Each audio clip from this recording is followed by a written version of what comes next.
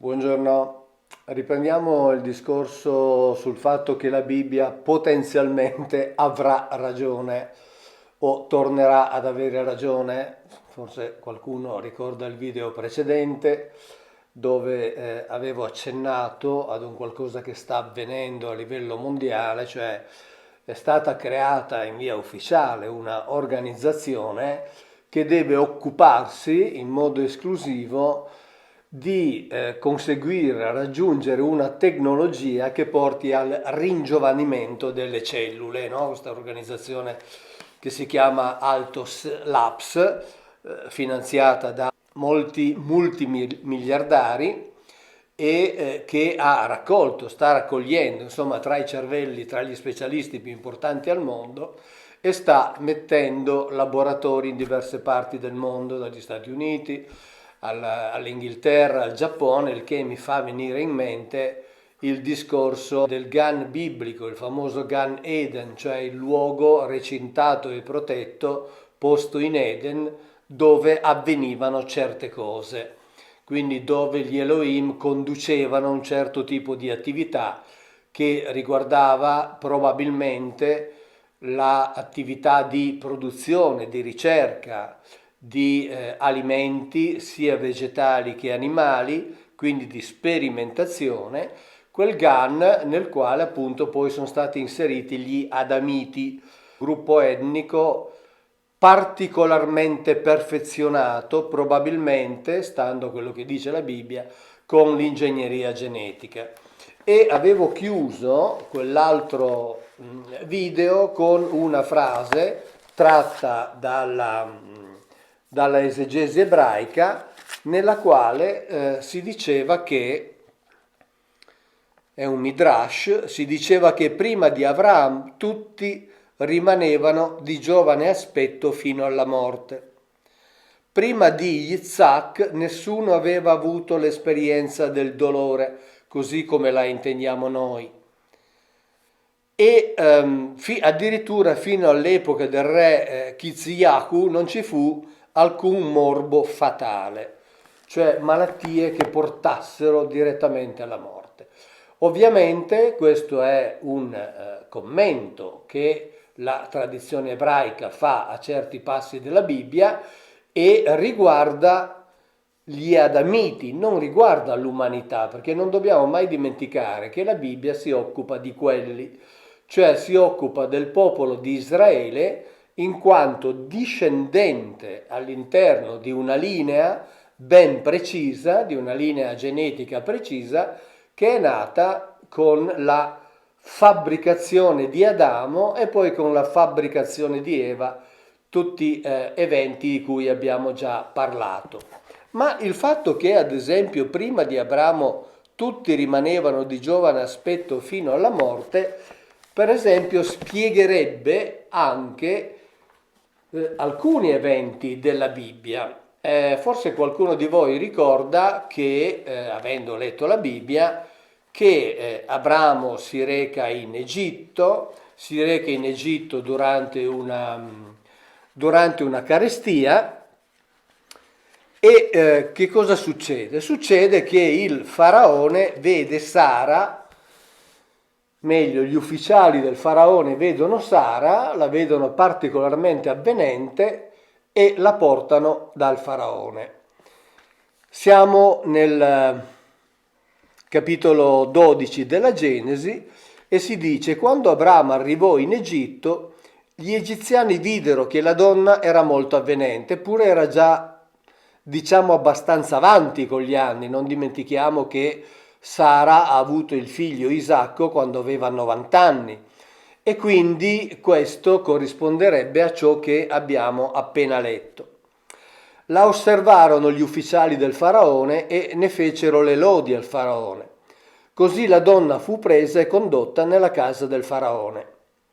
A causa di lei egli trattò bene Abram, che ricevette greggi e armenti e asini, schiavi e schiave, asine e cammelli.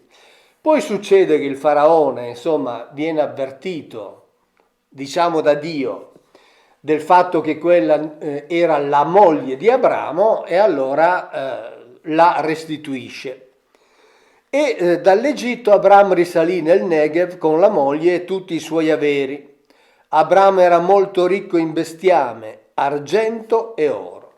Cioè di fatto Abramo in Egitto, ci dice la Bibbia, si è arricchito anche grazie a sua moglie. Cioè diciamo che le prestazioni che sua moglie ha dato al faraone sono state lautamente pagate, lautamente ricompensate. E ad Abramo stava bene così, perché era Abramo stesso che diceva, adesso lo andiamo a leggere, che la sua moglie desiderabile e avvenente era sua sorella, perché aveva il timore, e adesso lo andiamo a leggere, nel capitolo 20 dove si dice, Abramo dice, io mi sono detto, certo non vi sarà timor di Dio in questo luogo e mi uccideranno a causa di mia moglie. Inoltre, ella è veramente mia sorella, figlia di mio padre, ma non figlia di mia madre, ed è divenuta mia moglie. Quando Dio mi ha fatto andare errando lungi dalla casa di mio padre, io dissi a lei, questo è il favore che tu mi farai. In ogni luogo dove noi arriveremo dirai di me, è mio fratello. Quindi questo è successo in Egitto, quindi ad Abramo andava benissimo così. E poi è successo appunto nella terra di Gerar, dove il re di Gerar, Abimelech, di nuovo vede che Sara è particolarmente desiderabile e la vuole prendere. Anche qui c'è un intervento che impedisce il fatto prima ancora che avvenga e Abimelech cosa fa? Chiamò Abramo e disse: ma che cosa ci hai fatto? E che colpa ho commesso contro di te perché tu abbia esposto me e il mio regno a un peccato tanto grande? Cioè io ho corso il rischio appunto di avere rapporti sessuali con tua moglie. Tu hai fatto a mio riguardo azioni che non si fanno. E allora succede che appunto Abramo gli dà quella risposta che abbiamo appena letto e Abimelech prese greggi e armenti, schiavi e schiave, li diede ad Abramo e gli restituì la moglie Sara. Inoltre Abimelech disse: ecco davanti a te il mio territorio, va ad abitare dove ti piace. E a Sara disse: ecco, ho dato 1000 pezzi d'argento a tuo fratello. Sarà per te come un risarcimento di fronte a quanti sono con te. Così tu sei in tutto riabilitata. Cioè, in sostanza, Abramo non si è mai fatto scrupolo, diremmo noi, di lasciare che sua moglie potesse avere rapporti sessuali con altri perché questo intanto gli garantiva la vita, perché dice altrimenti mi uccidono, quindi preferisco che si prendano mia moglie credendola mia sorella. E poi comunque ne ha tratto sempre, lo dice la Bibbia chiaramente, enormi vantaggi in termini proprio economici, cioè si è veramente arricchito. Questo succedeva appunto perché evidentemente il loro aspetto fisico era tale che anche in tarda età questa donna fosse ancora sessualmente desiderabile, addirittura anche in grado di partorire. Questo perché loro erano all'interno di quella discendenza di Adamiti che sappiamo sono stati fabbricati letteralmente dagli Elohim e in particolare Eva è stata fabbricata attraverso un intervento di clonazione. Lo ricordo soltanto molto brevemente per chi non ce l'avesse a mente in questo momento. Che cosa avviene nel capitolo 2 della Genesi? Che gli Elohim decidono di dare una compagna ad Adamo, inducono in lui un sonno profondissimo, gli prendono un qualcosa da una parte laterale, non una costola, lo dice la stessa esegesi ebraica che il termine zelà indica un lato, una parte laterale, gli prendono un qualcosa da una parte laterale, con ciò che hanno preso fabbricano Eva e poi gliela portano, cioè la portano ad Adamo, il quale vedendola dice: questa volta è osso delle mie ossa e carne della mia carne.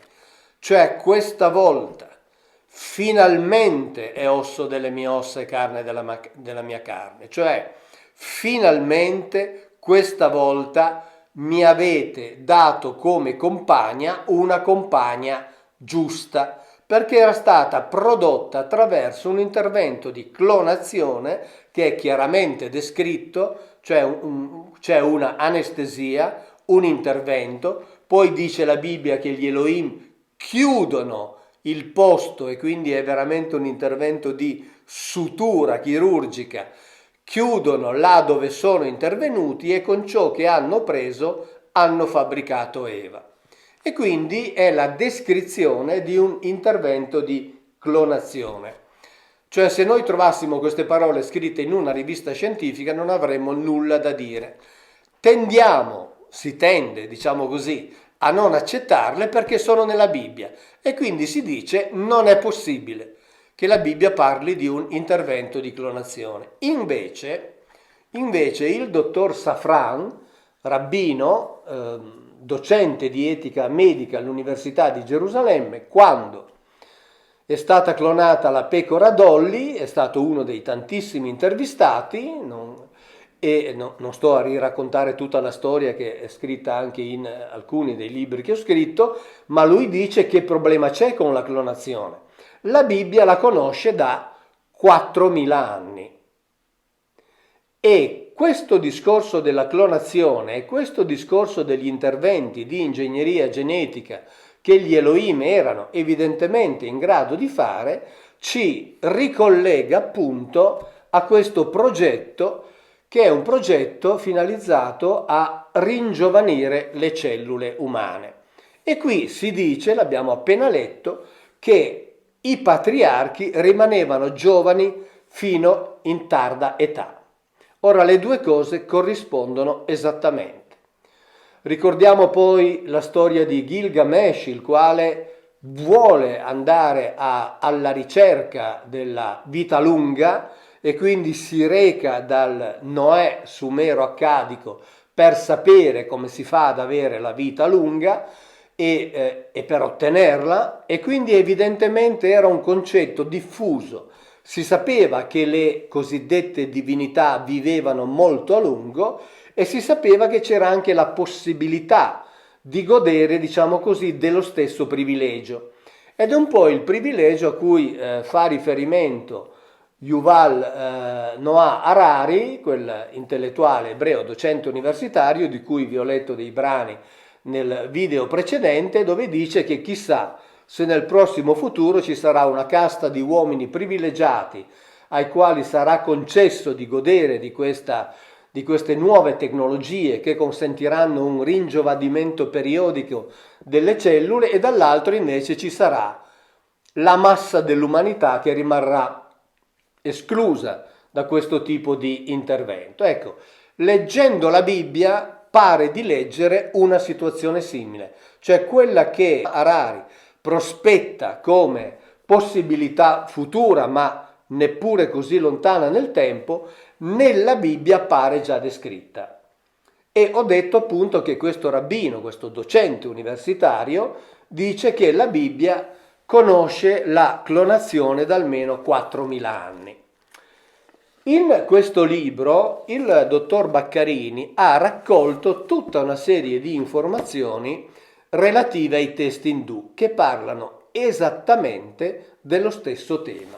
Quindi da un lato abbiamo questo docente universitario, il dottor Safran, che dice che la Bibbia conosce la clonazione, e sappiamo che il 28 ottobre 2014 il quotidiano inglese il Guardian riportava una notizia titolando un suo articolo "Il primo ministro indiano sostiene che la genetica esisteva già in tempi antichi".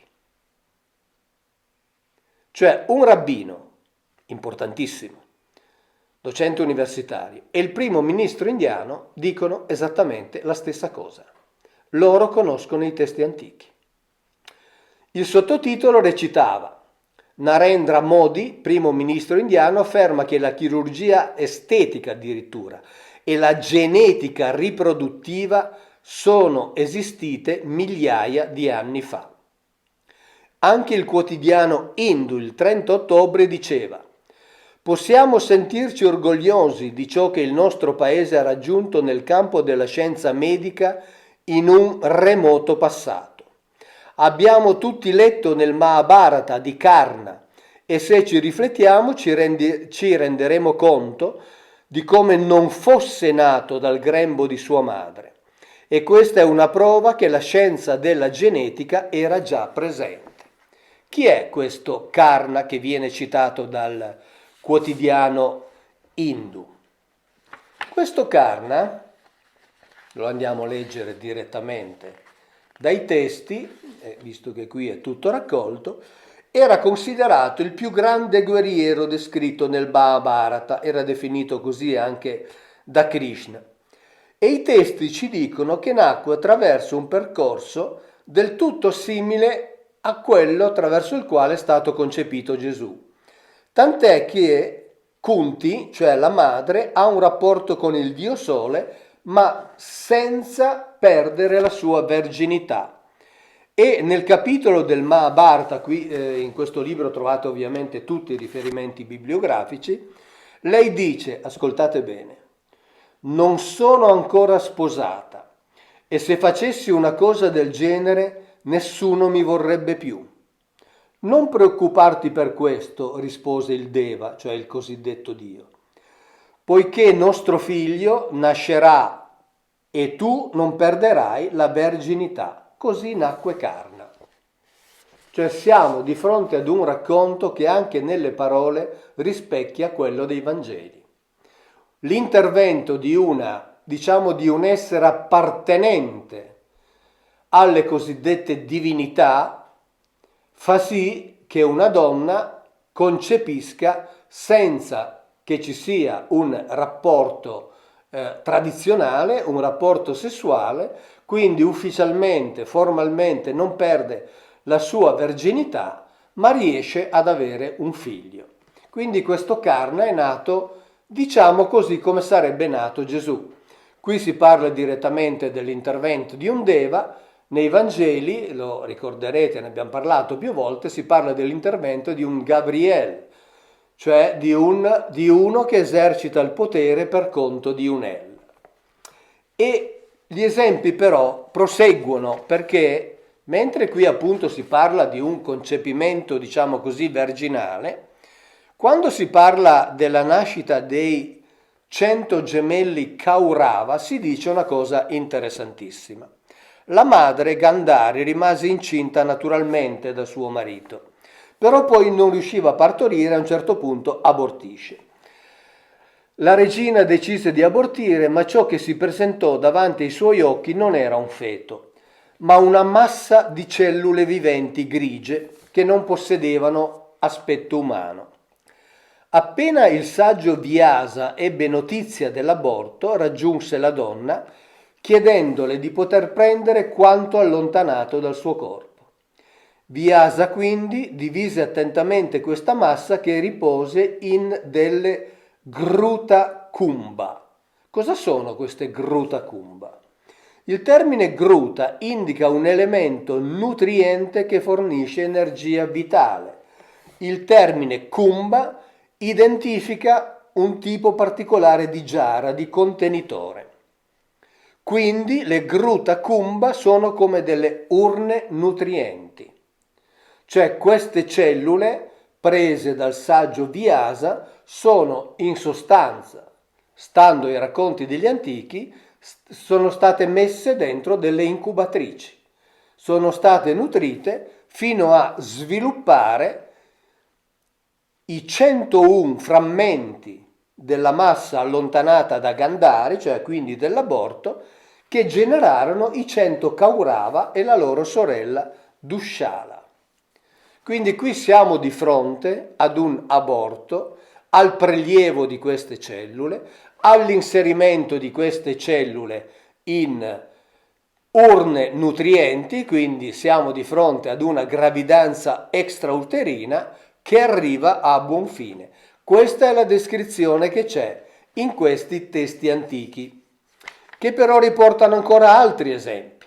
Quando parlano di questi interventi e di come, per esempio, nella Bhagavad Purana viene descritta l'origine di un individuo, si dice che il testo afferma che a meno che la parte maschile e quella femminile non si uniscano, non è possibile la riproduzione. E fin qui la cosa potrebbe essere intuibile.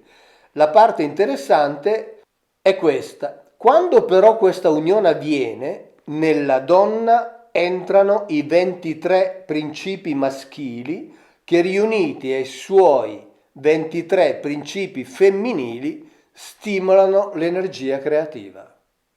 23 principi maschili e 23 principi femminili. Come si fa a non pensare immediatamente alle coppie di cromosomi, 23 maschili e 23 femminili?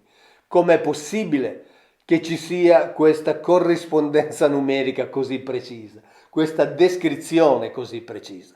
E questo si trova appunto nella Bhagavad Purana. Ma gli esempi non sono finiti. Si parla per esempio della nascita dei Rakshasas, che vengono generati da Rakta utilizzando le cellule del suo sangue.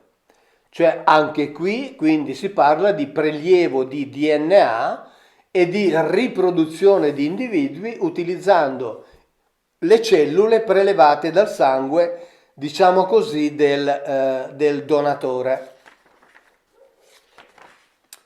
E torniamo all'esempio che vi ho letto l'altra volta in sintesi, quello dei fratelli Rubu, la cui vicenda ricorda esattamente ciò che abbiamo letto essere il progetto degli Altos Labs, quelli descritti appunto nell'articolo del MIT che vi ho letto l'altra volta. E qui nel Mahabharata, e anche qui trovate tutti i riferimenti bibliografici, c'è scritto: O Rubu, sono 3 fratelli, attraverso il potere della vostra intelligenza avete reso nuovamente giovani i vostri genitori. E ancora, i Rubu diedero una nuova vita ai loro anziani genitori, agli asvini, a mucche e cavalli. E in un altro passo: o ingegnosi Rubu, avete reso nuovamente giovani i vostri anziani genitori. E c'è anche la descrizione di come hanno operato i 3 fratelli. Durante queste attività, cioè di ringiovanimento, il più anziano dei fratelli Rubu affermò: possiamo generare 2 cellule dalla prima originaria. Qui siamo nel Rig Veda. Tuttavia il più giovane di loro, Vashra, affermò: ne possiamo creare 3, in quanto aveva visto che quando una cellula era divisa in 2 se ne potevano generare 3. Il più giovane dei fratelli, Vibhu, guardò tutta la scena e disse: ne possiamo fare 4, ove sarebbe stato possibile dividere la seconda cellula equamente come la prima. Quindi qui siamo veramente di fronte alla descrizione precisa di interventi su cellule umane. Però non intervenivano soltanto su cellule umane, perché per esempio in un momento in cui appunto erano nati questi Rubu c'era scarsità di latte e l'alternativa di queste cosiddette divinità fu quella di creare una mucca in grado di poter produrre un'alta quantità del latte. E come l'hanno fatta? Rig Veda, libro primo, inno 110, verso 8. Dalla pelle, o Rubu, una volta creaste una mucca e portaste nuovamente vicino alla madre un vitello. Cioè hanno preso le cellule della pelle e lavorando sulle cellule della pelle hanno fabbricato una mucca tra l'altro che fosse in grado di produrre molto latte. E quindi noi qui abbiamo questa frase del Rig Veda nel libro quarto, inno 33, verso 3, dove si dice: Rubu, che avete riportato i vostri anziani genitori alla giovinezza. Chissà se tra 15 o 20 anni noi potremo riprendere questa frase e invece di Rubu mettere magari il nome di uno o più di questi scienziati che stanno lavorando, stanno iniziando a lavorare negli Altos Labs e dire tu, uno di quegli scienziati che abbiamo nominato, ad esempio Belmonte o Yamanaka, che abbiamo nominato già l'altra volta, tu che hai riportato i tuoi anziani genitori alla giovinezza.